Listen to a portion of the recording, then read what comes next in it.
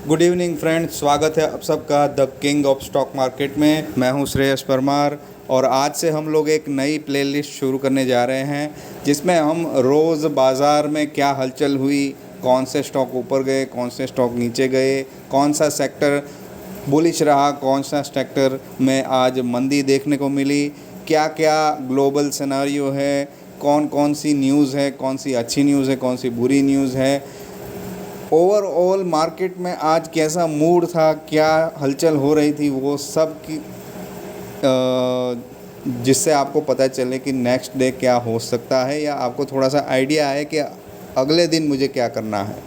तो उस हिसाब से हमने ये नई प्लेलिस्ट बनाई है जो है daily news of the stock market. इसमें कोई भी फेक न्यूज़ या कोई डराने वाली न्यूज़ या आपको कोई गलत वादे देने वाली न्यूज़ नहीं होगी। जो भी न्यूज़ होगी एकदम रियल होगी, एकदम प्रैक्टिकल होगी, जिससे आपको समझ में आए कि एक्चुअल में बाज़ार में क्या चल रहा है और आपको क्या करना है। ठीक है, तो शुरू करते हैं आज से the daily news of the stock market. सबसे पहले देख लेते हैं हम कि आज स्टॉक मार्केट में क्या माहौल रहा। तो सेंसेक्स 0.34% यानी 180 पॉइंट के साथ तेज़ी दिखा रहा था। वैसे ही निफ्टी 50 का भी वही हाल है, निफ्टी बैंक का भी वही हाल है। अगर आप देखें ओवरऑल इंडेक्सेस को तो आईटी सेक्टर और एफएमसीजी सेक्टर, ये दोनों सेक्टर में थोड़ी गिरावट देखने को मिली।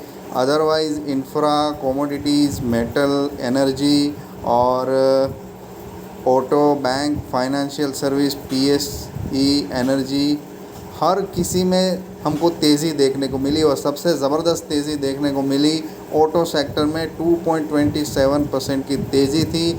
तो आप ये बात ध्यान में रखिए कि आज स्टॉक मार्केट को अगर कोई ऊपर लेके गया तो वो था ऑटो सेक्टर। ऑटो सेक्टर्स के शेयर्स जो थे वो काफ़ी ऊपर चल रहे थे, जिसकी वजह से मार्केट में एक थोड़ा सा, हम इसको ज़बरदस्त नहीं कह सकते, लेकिन एक थोड़ा सा मूवमेंट देखने को मिला अपसाइड की ओर। अब बात करते हैं वो सब शेयर्स की जो कि आज ट्रेंड में रहे हैं।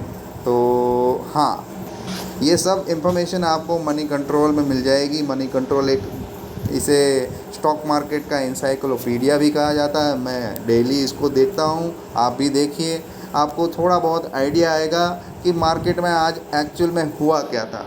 तो वहीं से देखिए, टॉप गेनर्स, निफ्टी 50 के टॉप गेनर्स में सबसे पहला नाम था आयशर मोटर्स का।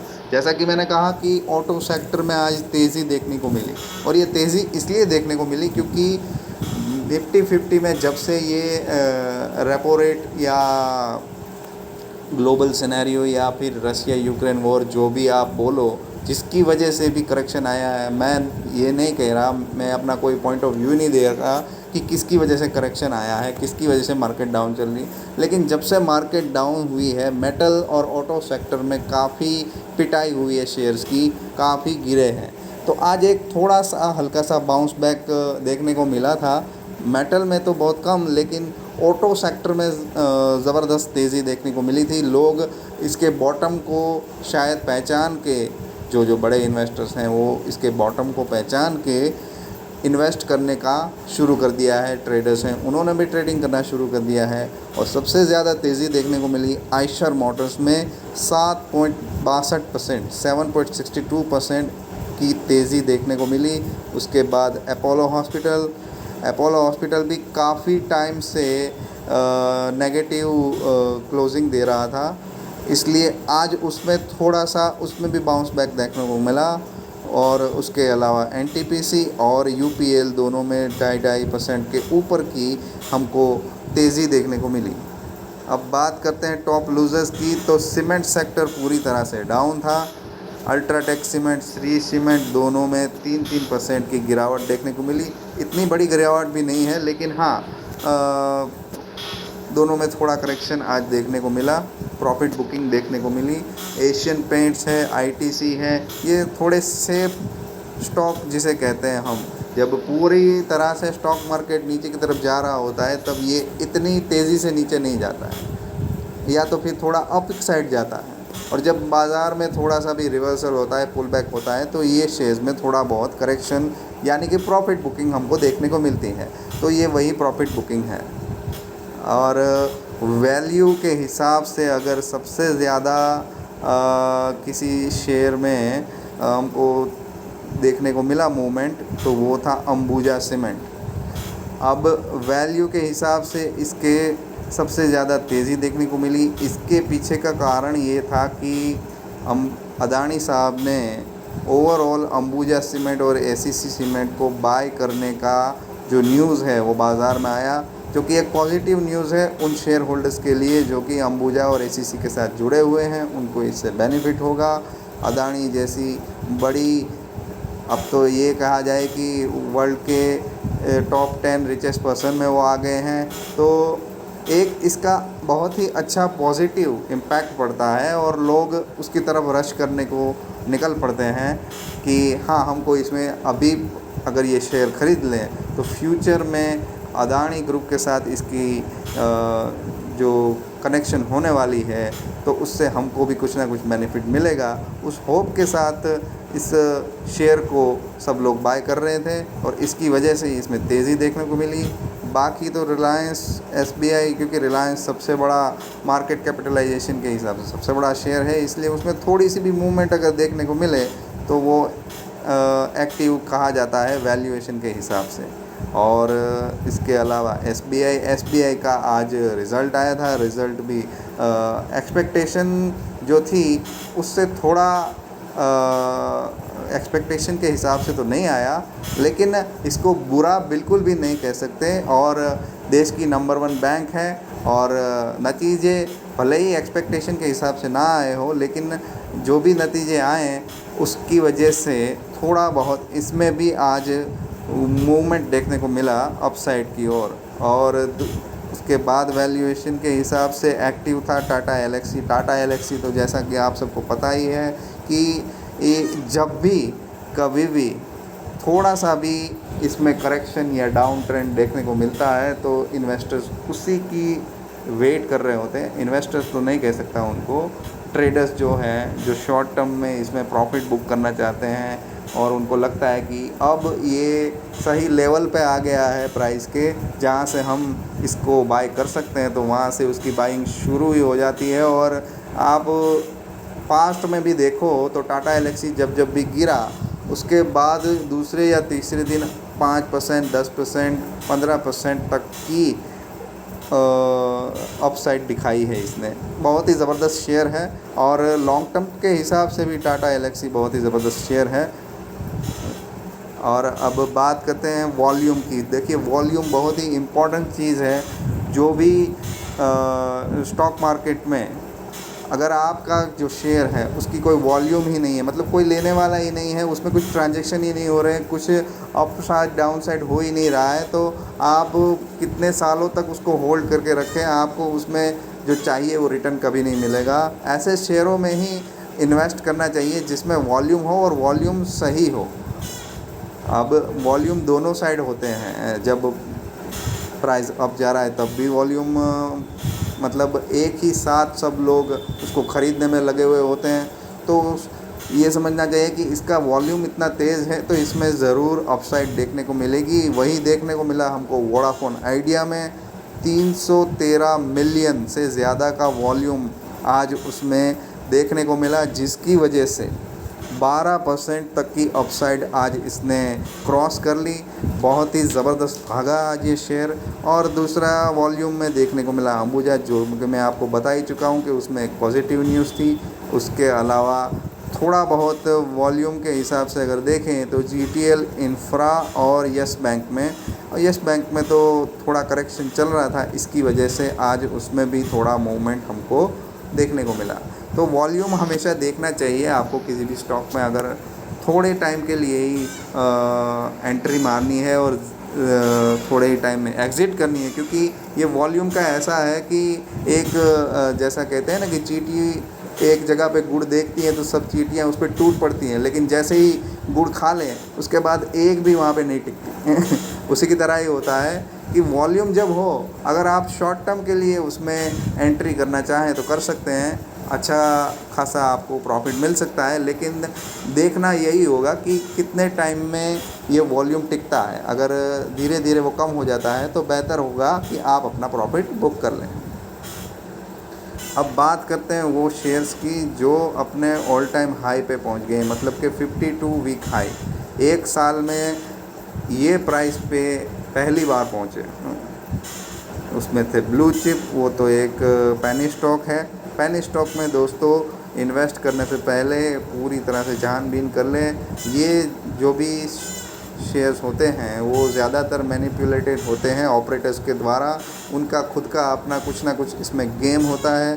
तो ज़रा सोच समझ के ही पेनी स्टॉक में आप ट्रेडिंग या इन्वेस्टमेंट या जो भी आपको करना हो, इंट्राडे करना हो, थोड़ा सोच समझ के ही अपने हिसाब से सब चेक करके कीजिए। प्रॉफिट हालांकि उसमें बहुत ही बेहतरीन मिलता है, लेकिन वो उसी को मिलता है जिसको इसमें ट्रेडिंग करने का कुछ नॉलेज हो। ठीक है, तो ऑल टाइम हाई पे थे ब्लू चिप, GSS, इन्फोटेक, राज रेयन इंडस्ट्री, जेनिथ, SPNI। इसमें सबसे ज़्यादा ब्लू चिप में देखने को मिली अपसाइड, और वो अभी अपने ऑल टाइम हाई पे है। अब बात करते हैं उसकी जो कि 52 वीक लो पे है, मतलब कि बहुत ही ज़्यादा करेक्शन कर गया। और इसमें भी ज़्यादातर तो पहले दो तो पेनी स्टॉक ही है, 100% करेक्शन कर गया है। देखिए ऐसा ही होता है, मैंने आपको पहले ही कहा ना कि पेनी स्टॉक जो है उसमें आपको बहुत ही सावधानी रखनी पड़ती है। प्रॉफिट भी आप इसमें इतना ज़बरदस्त कमा सकते हैं, जैसा हर्षद मेहता जी कहते हैं कि रिस्क है तो इश्क है, लेकिन रिस्क कैलकुलेटेड होना चाहिए। ऐसा नहीं है कि छोटा अमाउंट है इसलिए कूद पड़ो। भाई छोटा अमाउंट भले ही हो, लेकिन आपकी मेहनत की कमाई है। आप अगर कोई बच्चे के लिए खिलौना लेने भी जाते हैं तो 10 दुकान पे देखते हैं कहाँ पे अच्छा मिलता है, उसके बाद ख़रीदते हैं।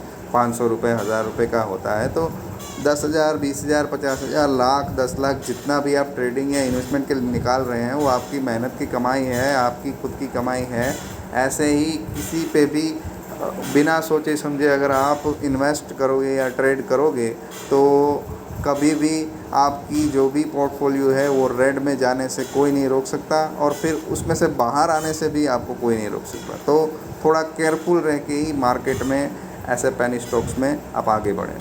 दूसरा पेनी स्टॉक भी देखिए डाउन है, गायत्री हाईवे 8.33% डाउन है। उसके बाद हेरनबा और महामाया स्टील सेक्टर, मतलब मेटल सेक्टर तो वैसे भी करेक्शन के मोड में ही है, लेकिन आज थोड़ा सा अपसाइड इसमें भी देखने को मिला, लेकिन ये एक छोटा सा बाउंस बैक था। इसमें जो भी इस सेक्टर के लीडर्स हैं जैसे कि टाटा है, हिंडाल्को हैं, वो सब में थोड़ी बहुत आज तेज़ी देखने को मिली, लेकिन जो इसमें बहुत ही छोटे प्लेयर्स हैं वो अभी भी पिट रहे हैं। उसमें से ही एक है महामाया स्टील जो अभी 52 वीक लो पे पहुंच गया है। और ओनली बायर्स, मतलब कि जिन्होंने अपर सर्किट तक पहुंचने की आज पूरी कोशिश की, मतलब कि जिसको कोई बेचना ही नहीं चाहता था, ऐसे स्टॉक्स जिसमें आपको ज़बरदस्त बुलिश मूवमेंट देखने को मिलता है, उसमें आज हमें देखने को मिली compose info, LG equipments, Ahlada engineer, Ratan India enterprise, सब ने ऑलमोस्ट 15% से भी ज़्यादा की अपसाइड दिखाई, क्योंकि सिर्फ बायर्स ही थे। कोई आप ही सोचो कि ये पूरा का पूरा स्टॉक मार्केट का खेल है, वो डिमांड और सप्लाई का खेल है। अगर आप कोई ऐसी चीज़ बेच रहे हो जो आपके अलावा और किसी के पास है नहीं, लेकिन चाहिए सबको, है ना। कोई एक फ़िल्म जिसका हीरो अगर 50 करोड़ रुपए चार्ज लेता है तो इसलिए लेता है क्योंकि सब लोग चाहते हैं, उसकी पॉपुलैरिटी इतनी है कि अगर वो एक नॉर्मल कैमियो भी कर ले या एक छोटा सा आइटम सॉन्ग भी उस फिल्म में कर ले तो फिल्म सुपरहिट हो जाती है। लेकिन सिर्फ वो एक आइटम सॉन्ग करने का वो 50 करोड़ इसलिए लेता है क्योंकि उसकी ज़बरदस्त डिमांड है। अब डिमांड जो है और वो शेयर आपके पास है और वो आप किसी भी हिसाब से उसको सेल ही नहीं कर रहे हो, मतलब उसकी सप्लाई ही नहीं हो रही है, तो उसके प्राइस अप जाएंगे एंड डेफिनेटली जाएंगे। तो हमेशा ऐसे ही स्टॉक्स में आप निवेशित रहें जिसकी डिमांड हो। आज ना हो तो भविष्य में हो, तो वो आपको गारंटीड अच्छा खासा रिटर्न दे सकती है। और अब बात कर रहे हैं ओनली सेलर्स की। अब ऐसे शेयर्स भी हैं, जैसा कि मैंने कहा कि जिसकी डिमांड है, वैसे ही जिसकी बिल्कुल भी डिमांड नहीं है, मतलब कि लोग अब उसमें से निकलना चाहते हैं। अगर आपके पास पड़ा भी है वो शेयर तो आप उसको बेच देना चाहते हैं। हर कोई बेचना चाहता है। जब ओनली सेलर्स ही हों तो उसकी प्राइस, मतलब जब कोई लेने को ही तैयार नहीं है तो अब बंदा वही प्राइस ऑफ़र करेगा जो उसको लगता है कि मुझे सस्ती लग रही है। तो डाउन होते होते देखिए अंबर एंटरप्राइज ने 20% की, मतलब लोअर सर्किट ही ऑलमोस्ट मार दी, 2703 पे पहुंच गया। AKG Exim, Privi special and Nahar enterprise, ये सब ने भी करीब करीब 6 से लेके 13% तक की गिरावट आज देखने को मिली, क्योंकि इसमें कोई भी खरीदी करने वाला नहीं था। तो मैं हमेशा इसीलिए आपको कहता हूँ कि निफ्टी 50 के स्टॉक्स पे ही आप ट्रेडिंग हो या इन्वेस्टमेंट हो उस पर फोकस करें। हालांकि ऐसा नहीं है कि निफ्टी 50 के सिवाय किसी शेयर्स में इन्वेस्टमेंट नहीं करना चाहिए, लेकिन आपका जो विज़न है, जो व्यू पॉइंट है, वो लॉन्ग टर्म का होना चाहिए अगर आप निफ्टी 50 के बाहर किसी भी स्टॉक को ख़रीदते हैं। और उसमें आपको पूरी तरह से उसका फंडामेंटल और टेक्निकल दोनों एनालिसिस करेक्ट करना चाहिए, तो ही आपको पता चलेगा कि ये स्टॉक आगे जाएगा या ये इसका लास्ट पॉइंट है प्राइस का। तो दोस्तों, ये है आज के पूरे दिन की हलचल। किस में क्या हुआ, कौन सा सेक्टर गिरा, कौन सा टॉप में था, कौन सा बॉटम में था। उम्मीद करता हूँ कि आपको इसमें से अब थोड़ा बहुत आइडिया मिलेगा कि कल क्या होने वाला है। वैसे अगर देखा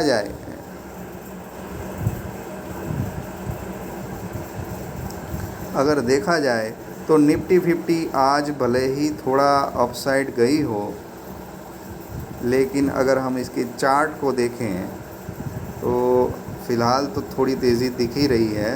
लेकिन अगर मंथली चार्ट पे हम देखें तो नज़ारा कुछ और ही है। देखिए, बोलिंजर बैंड के मिड टर्म में जो है वहाँ पे पहुँच गई है। MACD भी नेगेटिव सिग्नल दे रहा है, RSI भी नेगेटिव सिग्नल दे रहा है। पूरी तरह से मतलब ये माहौल जो है वो डाउन ट्रेंड का ही बता रहा है। तो आपको इन फ्यूचर 15,000 या 15,200 तक की भी करेक्शन देखने को मिल सकती है। तो उसी हिसाब से अपना पोर्टफोलियो या फिर अपना जो भी ट्रेडिंग स्ट्रेटजी है उसको बनाएं और उसमें आगे बढ़ें। मैं आप सबको ऑल द बेस्ट कहता हूं for next day of trading, यानी कि ट्यूसडे को भी मार्केट ख़त्म होने के बाद कोशिश करेंगे इसी तरह से पूरा का पूरा एनालिसिस आपके सामने रखने की।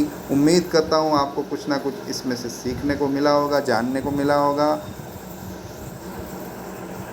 Thank you very much.